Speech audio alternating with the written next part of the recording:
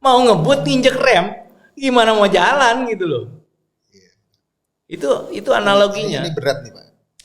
Ya, Saya sih sebetulnya kita sih masih tetap berharap sektor perikanan ini betul-betul jadi backbone, bukan hanya sekedar jargon gitu loh.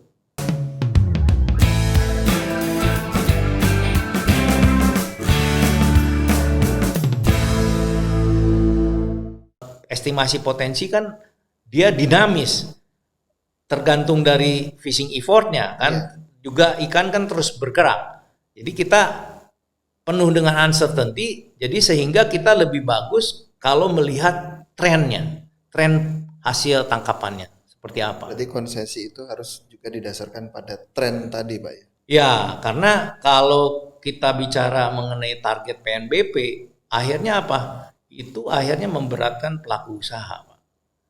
Contoh misalnya dalam waktu kurun 4 bulan, saya mencatat ini 20 September 2021 ya. Ini jumlah CP ya, jumlah CP itu surat izin penangkapan ikan. Itu jumlahnya izin pusat 5.108. Oke. Nah, kemudian 17 Januari 2022 itu turun menjadi 3.217. Ini sangat signifikan. Lumayan Pak. Ya, kalau kita lihat dari nanti saya mungkin akan share ininya datanya, persentasenya juga. Itu kalau dilihat dari jumlah CP turun 37%. Ya. Kalau SIKP-nya itu 29%. Ini dari jumlah unit kapal. Ya, izinnya. Tapi kalau kita ngomong kapasitas produksi, artinya kita harus melihat gross tonnage-nya. Ya, gross tonnage. Nah, gross tonnage-nya itu juga turunnya luar biasa.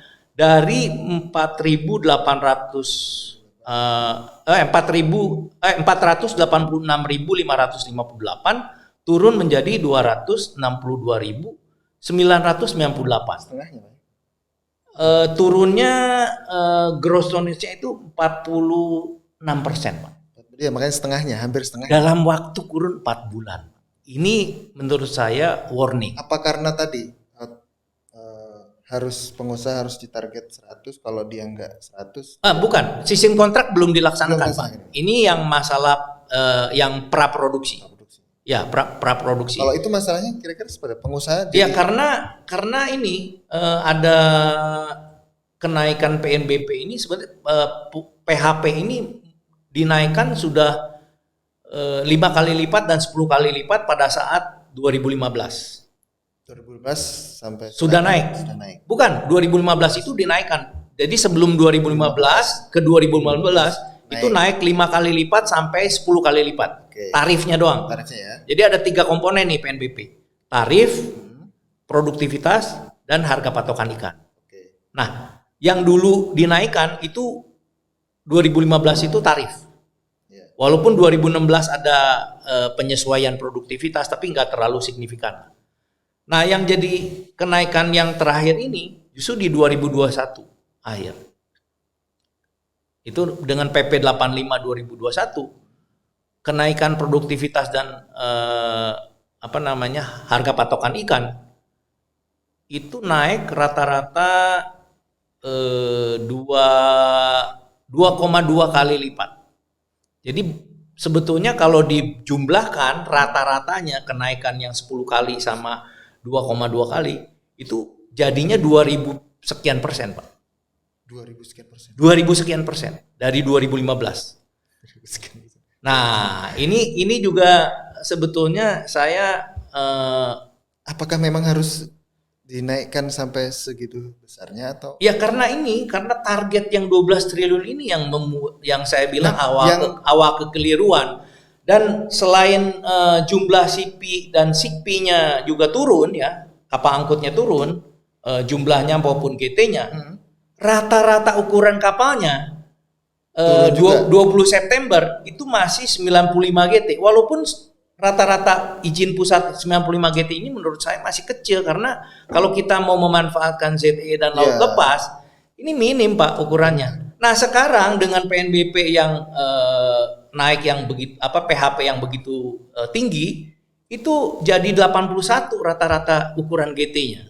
Jadi akan semakin kerdil. Kenapa? Karena kalau kita lihat dari tarif per GT alat tangkapnya, itu saya bisa berikan datanya antara 59 GT, ini kan batasnya di atas 60 GT nih. Iya.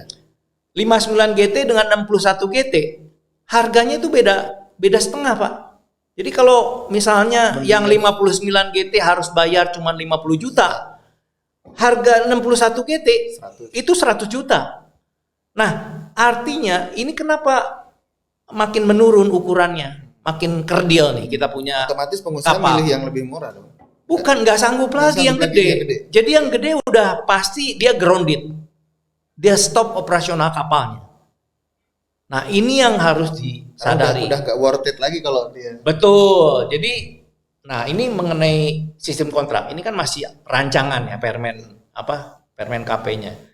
Ini juga kita harus hati-hati. Jadi seolah-olah kayaknya indeks tarifnya cuma 10%, kecil. Saya ambil contoh ya, ini saya perumpamaannya. Karena terakhir konsultasi publik itu di bahan paparan disebutkan bahwa berdasarkan penelitian BKF ya Badan Kebijakan Fiskal itu ternyata payback period kapal penangkap ikan ya range-nya itu kira-kira lah ya 4 sampai 6 tahun payback period. Ya, payback period. Kita anggap supaya gampang menggambarkan kepada publik, anggap 5 tahun lah. Oke. Kalau 5 tahun artinya setahun net profitnya 20%, Pak. Oke. Jadi tahun kelima udah 100% udah balik modal. Betul kan? Iya. Jadi tahun berikutnya baru bisa ambil gain ya tanpa beban investasi. Nah, kalau misalnya 10%, Pak, payback periodnya itu akan jadi 10 tahun. Saya bisa jelasin. Contoh, anggap misalnya hasil tangkapan, nilai produksi hasil tangkapannya itu 100. Oke. Ini saya gampang kasih analoginya yang mudah. 100. Kan tadinya 80 misalnya biaya cost of goods sold-nya lah. Jadi net profitnya kan 20 tuh Pak. Iya. Betul nggak? Benar. Nah kalau 100 ini dipungut duluan dengan indeks tarif 10%, artinya 90 dong. Iya. Kalau 90 dikurangin tadi tetap biayanya tetap segitu, misalnya 80, sisanya kan 10 Pak. Tadinya kan 20. Iya. Nah kalau 10, payback periodnya pasti 10 tahun dong. Iya. Kalau 10%. Iya. Betul nggak? Benar. Nah ini makin panjang. Jadi kalau kita lihat dari profitnya, dipungut di mukanya udah 50% dari net profit, Pak. Paham nggak? Iya. Jadi yang tadi 20 net profit, itu jadinya kan 10 karena diambil sistem kontrak yang 10% itu. Artinya 50% dari net profit, Pak. Diambil di muka. Nah, apakah ini akan mendorong investasi di sektor perikanan? Itu yang jadi pertanyaan saya, Pak. Nah, ini yang jadi pertanyaan saya juga, Pak. Dan kita kalau saya lihat, saya amati data perkembangan CP yang praproduksi, ya hampir sama lah, sekitar 10% kan? Ini sama, Pak. Menurun jauh. Akhirnya apa?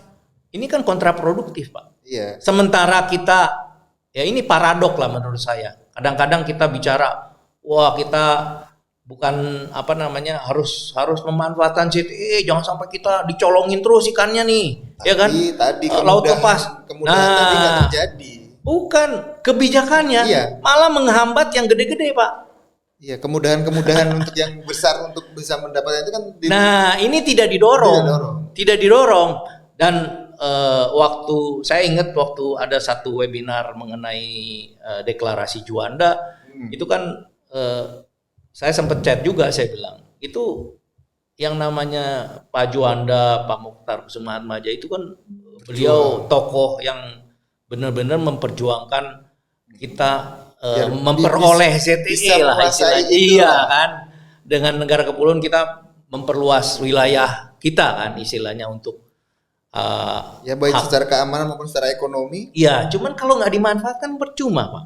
Nah, pada saat itu salah satu narasumbernya Pak Arief Ugroseno itu dubes di kita di Jerman ini mengemukakan bahwa yang namanya China dan Uni Eropa itu memberikan subsidi kepada kapal penangkap ikan dia yang menangkap ikan di laut lepas.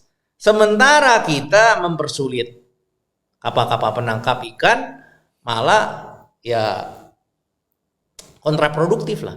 Kenapa ya, Pak? Tidak disubsidi. Ya itu saya nggak ngerti. Makanya kadang-kadang paradok, Pak. Ibaratnya Kita dituntut untuk tinggi tapi ya makanya istilahnya, wah Jakarta Bogor 1 jam nih, ya harusnya dengan kecepatan berapa kan? Nah ini enggak, ibaratnya mau ngebut tapi nginjek rem, mau ngebut nginjek rem, gimana mau jalan gitu loh? Itu analoginya. ini berat nih Pak. Ya, Saya sih sebetulnya kita sih masih tetap berharap sektor perikanan ini betul-betul jadi backbone, bukan hanya sekedar jargon gitu loh. Bukan hanya sekedar ekspektasi. iya. Tapi ini memerlukan kebijakan yang menciptakan iklim usaha dan Yang pro kondusif dan kepastian hukum. Itu sebetulnya dua itu yang seharusnya bisa menggerakkan investasi. Itu rasanya di semua sektor Ya, masalahnya di situ. betul. Cuman ya sektor perikanan ini kan justru yang ya sangat gini, minim. makanya kita sektor perikanan itu kan digadang-gadang tadi jadi backbone, tapi ya tadi Bapak bilang kemudahan-kemudahan itu rasanya privilege itu harusnya kan harus diberikan lebih gitu. Tapi nggak terjadi gitu, malah kita dituntut terus gitu kan. Jadi memang kalau menurut saya kuncinya adalah di sektor perikanan ini harus ada Indonesia Fisheries Incorporated. Jadi antara ABG ini betul-betul solid, Pak. Terutama pemerintah sama pelaku usaha. Jangan justru menurut saya ya setiap kali ada penurunan ekspor atau penurunan produksi perikanan kita. Karena apa? Karena selalu ada kecurigaan dan menuduh pelaku usaha ini maling semua gitu loh.